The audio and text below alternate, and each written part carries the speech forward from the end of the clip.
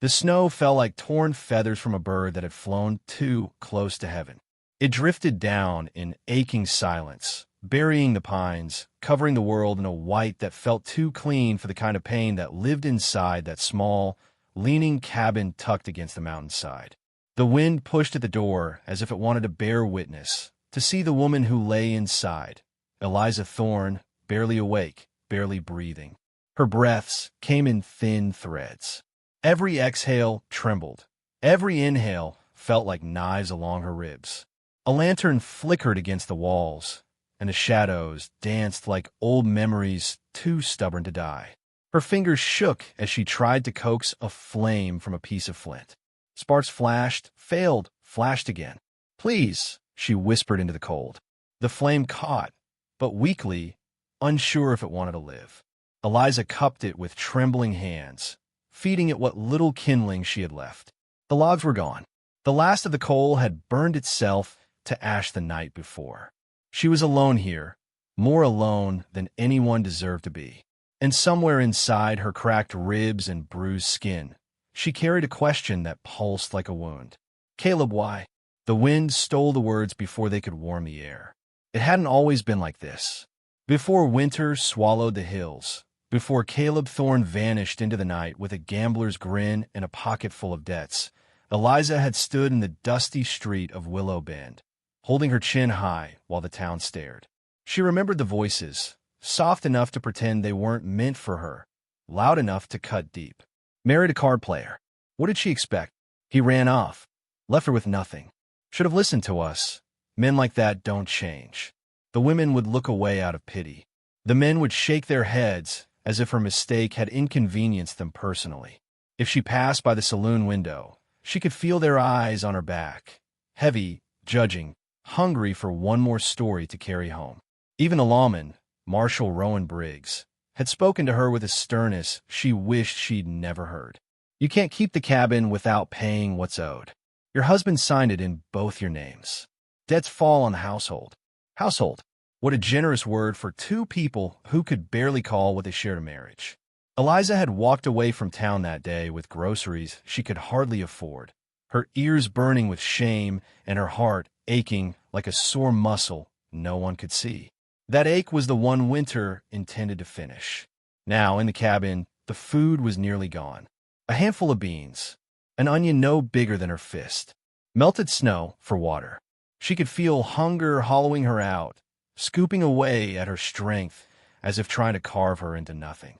Pain made her dizzy. Her ribs had been cracked 2 nights ago when she had slipped on the ice outside the cabin. She had lain there in the snow, staring at the stars, wondering if it might be easier not to rise again. But she did. She crawled back inside and shut the door behind her, as if shutting herself into a grave. She tore a strip of cloth and wrapped her ribs with hands that had once embroidered flowers into linen, hands that had once braided her own hair in a glass reflection she no longer recognized. Eliza Thorne had always believed she could endure anything, until she found out what it meant to endure it alone. Sometimes, at night, when the cold shook her so hard her teeth ached, she would take out a scrap of paper and attempt to write a note. "If anyone finds me, bury me near the pines where the wind sings." But she could never finish it.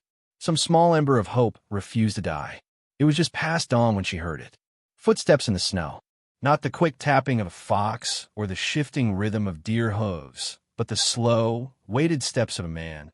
Large, steady, deliberate. Eliza froze. A shadow passed across the frost-coated window. She reached for her knife, a dull kitchen blade she could barely lift. Her heart kicked hard against her bandaged ribs. The footsteps stopped at the door. One slow knock, then a voice, deep and low. "Ma'am, you alive in there?" She held her breath. The world went silent. Another knock. Not forceful, not angry, just patient. "This is Gideon Pike," the voice rumbled, as steady as the mountains themselves. "I see no smoke from the chimney in 2 days. Open up if you can." Gideon Pike. The name carried weight in Willow Bend. Stories followed him like wolves. Some said he'd lived years among the Shoshone and could track a hawk across granite. Others said he'd killed 3 bandits with his bare hands. Mothers warned their children not to wander into the pines where he lived alone, up beyond the northern ridge. He was a myth, a rumor, a creature of the timberlands. And he was at her door. Eliza tried to speak, but darkness rushed at the edges of her sight. The cold swallowed her strength and dragged her under. The last thing she remembered was the feel of the knife slipping from her fingers as she fell. When she woke, there was warmth. A fire crackled strong in the hearth. A blanket, thick wool and smelling faintly of cedar, was wrapped around her. Someone had lifted her onto the bed. Someone had made broth and left it steaming in a tin cup nearby. And someone sat near the doorway, whittling a piece of wood, quiet as snowfall. Gideon Pike. He was taller than she imagined, broad-shouldered, with a heavy coat worn at the sleeves and a beard that held the scent of pine smoke. His eyes, when they lifted to hers, were not wild or cold as the stories had promised. They were steady, dark, and tired in a way she recognized. The way someone looks when life has taken too much. "You're hurt," he said softly. "Ribs?" She nodded. He didn't ask how. He didn't ask why she was alone. He simply stood, ladled broth into a spoon, and helped her drink. The warmth spread through her slowly, like remembering the sun. He checked her bandages, his hands surprisingly gentle for a man with rumors of blood on them. He stayed only long enough to be sure she would not fade before morning. When he left, he did not say goodbye. He simply nodded once, as if to promise without words that he would come again. And he did. The next morning, and the one after, and the ones that followed. He brought dried venison, herbs, 2 blankets, and later, when she was stronger, he began to repair the roof, patching the leaks where snow crept through. Rumors reached town faster than any stagecoach ever could. Gideon Pike is visiting that Thorn woman's cabin. No decent woman should be alone with a man like that. Mercy is never free. He'll want something. But they did not know Gideon Pike. They did not know Eliza Thorn. And they did not know that sometimes a life is saved not with declarations, but with one quiet soul placing one more log on the fire. The days grew longer. The snow softened into slush along the edges of the forest. The wind still bit, but sunlight struck the cabin walls, making the frost glitter like scattered diamonds.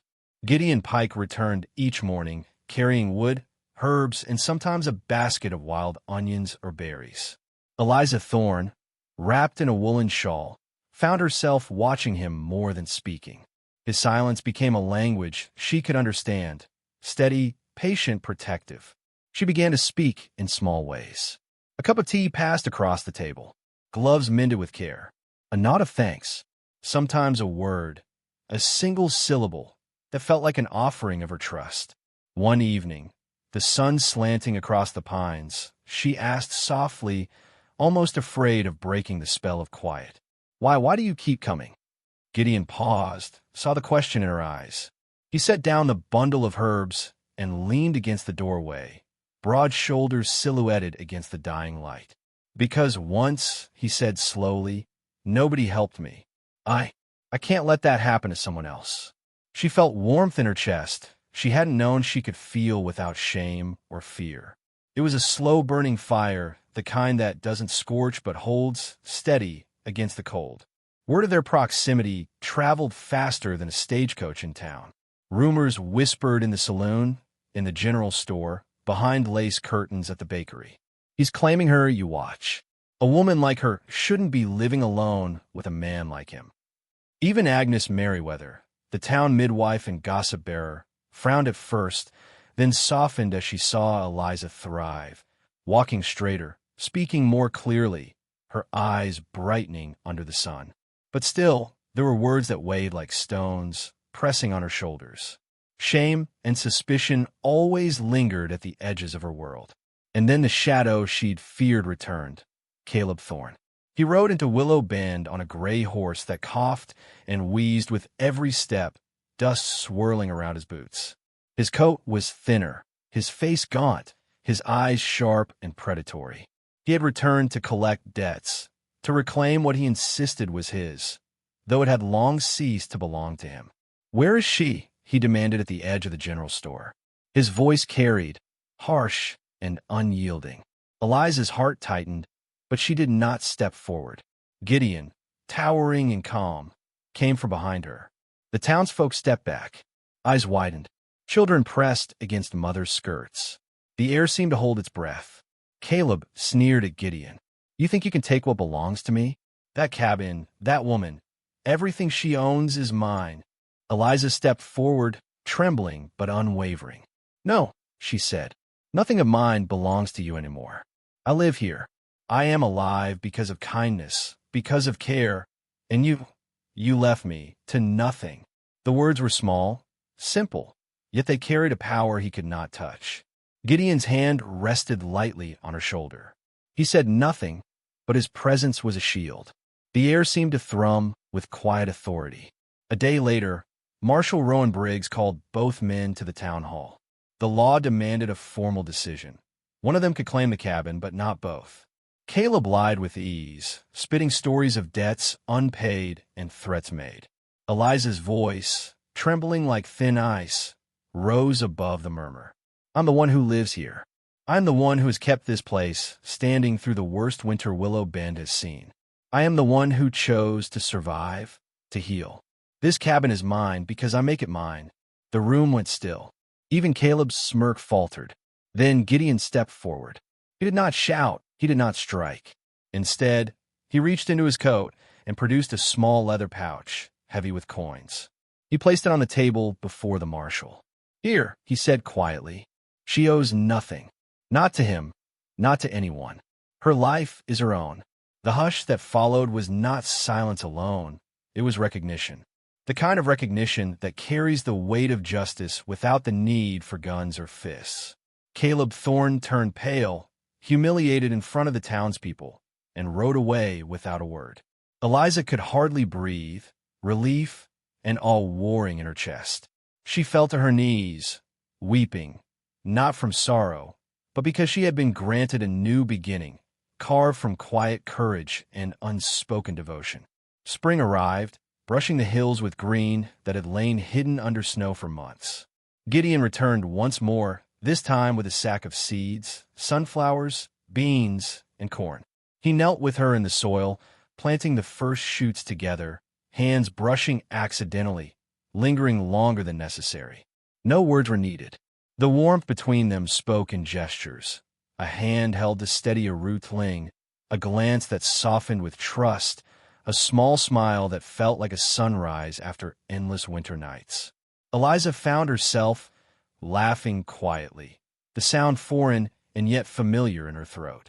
Gideon's quiet chuckle joined hers, blending with the whisper of the wind through newly green pines.